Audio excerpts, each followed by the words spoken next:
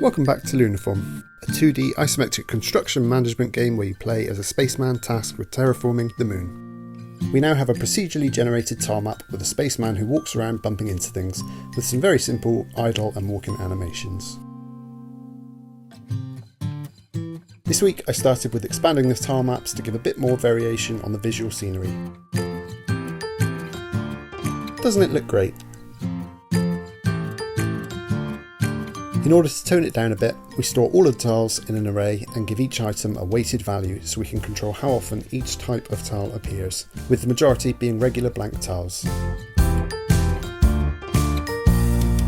I made a simple 3D tile that I can paste each surface variation onto and updated the sprite sheet.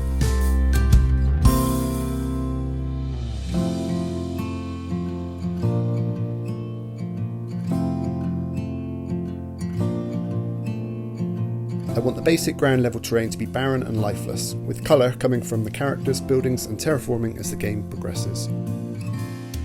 When it comes to gathering resources, it's likely that the most valuable materials are going to be found in the craters. So I made some simple crater graphics, set them up as individual prefabs with colliders inside of another array, and instantiated them at runtime using random locations. I don't think the craters are supposed to go anywhere. This happens because of Unity's gravity physics. We could set the gravity scale to 0 to fix this, but as they're not going to be moving anyway, we can change their body type to static and this will help with performance. I spent some time researching how to use vector graphics within Unity, as it always has a slightly pixelated look. Vector graphics use mathematical equations for lines, making them infinitely scalable without quality loss. This also means that they are much smaller in file size. The trade-off is that you cannot achieve the same level of detail as you can with raster graphics, but we're not really going for photorealism here. I don't know if I'm a complete idiot or just didn't have the patience that day, but I couldn't find a simple way to implement vector graphics without supposedly installing a third-party package that didn't seem to exist. For now, we'll just stick with what we have and add this to the list of assets that need updating later on. When placing things randomly, it often doesn't actually achieve what we are looking for. Randomness doesn't always appear, well, random.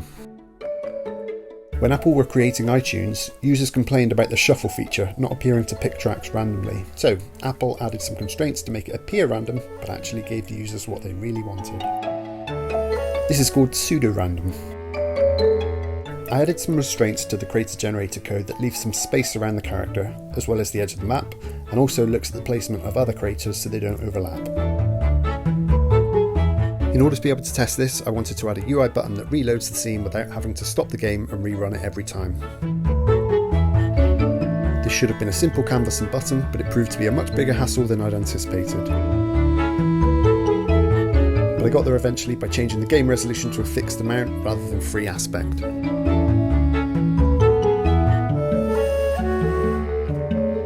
Now I can test the terrain generation to my heart's content, and I am happy with the randomness of the craters. They never spawn at the centre where the spaceman is, or too close to the edge, or on top of each other.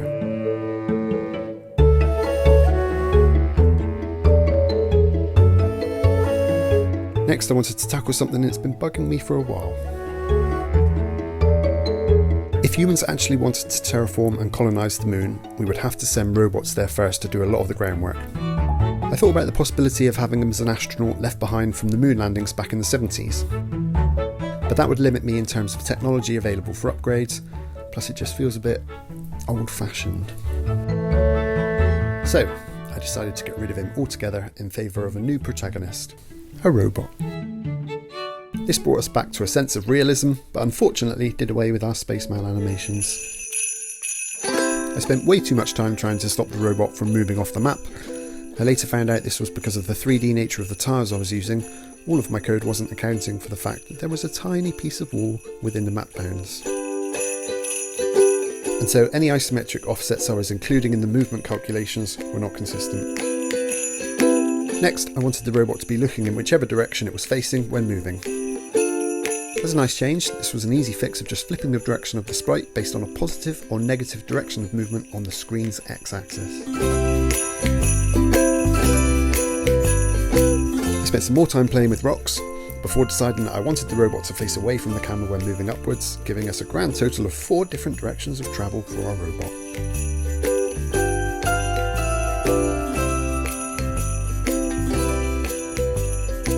Not content, I added 2 more sprites to give us 8 directions of movement. The nice thing about sprite animation is that you can simply flip the graphic for movement in the opposite direction, so you only actually have to create 5 out of the 8 possibilities. Set up the gliders, tweak a few settings, and we're in business.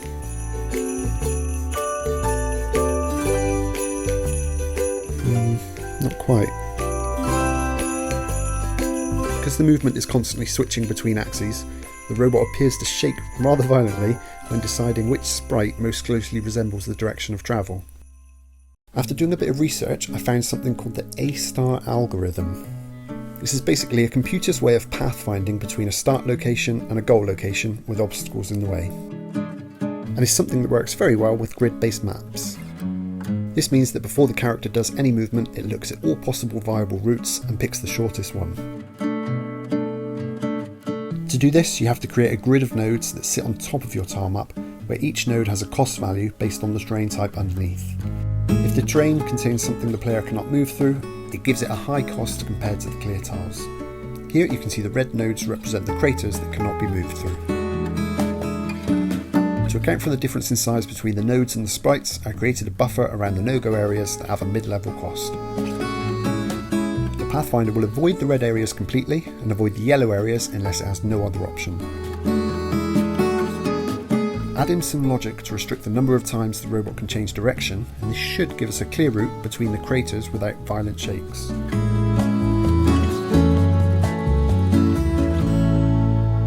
However,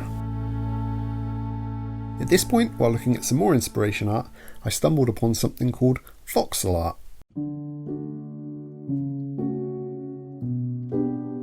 I had no idea that this was the art style I was subconsciously going for, and that the reason I'd struggled so much to pinpoint what I was looking for was because I didn't know it even existed as an art style. I found a program called Magica Voxel and started playing.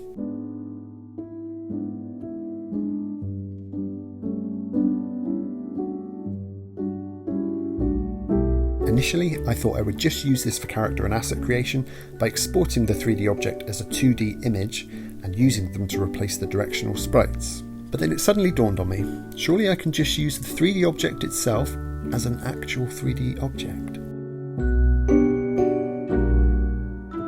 And so, I threw away everything I'd done so far and started again.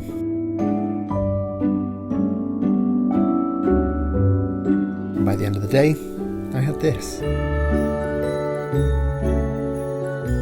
Meet Lunar. Lunar is our new main character. I already feel like Lunar has a personality, and so that inspired the idea that at the same time as transforming the moon from a lifeless barren landscape into a thriving and varied ecosystem full of colour and wonder, you are also transforming Lunar from an emotionless, task-oriented slave robot into a thinking, feeling, emotional and personality-filled friend. A kind of Wall-E meets Eva, I guess. The complex, intelligent and efficient machine with the lovable, playful and ambitious daydreamer. I've also been wanting to play with lights since I started this whole project, so I did. And they look awesome. I feel like this game is starting to find its hook, and I'm excited to keep working on this and see where it takes us. But for now, thank you very much for watching, and I'll see you next time.